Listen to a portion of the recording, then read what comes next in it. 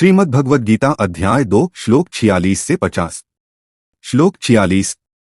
जैसे चारों ओर जल से भरे विशाल जलाशय के सामने एक छोटे कुएं का कोई विशेष महत्व नहीं रह जाता, उसी प्रकार ब्रह्म ज्ञान को प्राप्त ज्ञानी के लिए वेदों के कर्मकांड का सीमित महत्व रह जाता है।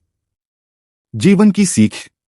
जब जीवन का परम सत्य समझ में आ जाता है तो छोटे छोटे साधन स्वयं पीछे छूट जाते हैं।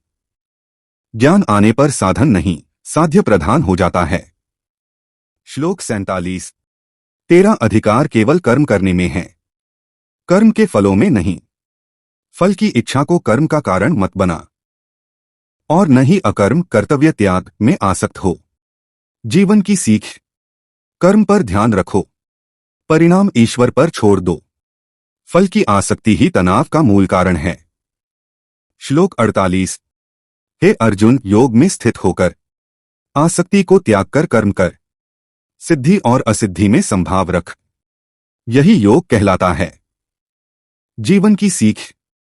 सफलता और असफलता दोनों को समान भाव से स्वीकार करना सीखो। समत्व ही मानसिक शांति का आधार है। श्लोक 49। कर्म की तुलना में बुद्धियोग कहीं श्रेष्ठ है। फल की इच्छा से किए गए कर्म कृपण बुद्धि के लक्षण हैं। जीवन की सीख। केवल लाभ के लिए किया गया कर्म मन को संकीर्ण बना देता है। विवेक से किया गया कर्म ही जीवन को ऊंचाई देता है। श्लोक 50। जो व्यक्ति बुद्धियोग से युक्त होता है वह इसी जीवन में पुण्य और पाप दोनों से मुक्त हो जाता है। इसलिए योग में स्थित होने का प्रयास कर, क्योंकि योग कर्मों में कुशलता है। जीवन की सीख। सही दृष्टि से किया गया कर्म बंधन नहीं, मुक्ति बन जाता है। कर्म में कुशलता ही सच्चा योग है। श्लोक 46-50 का संक्षिप्त गीतासार।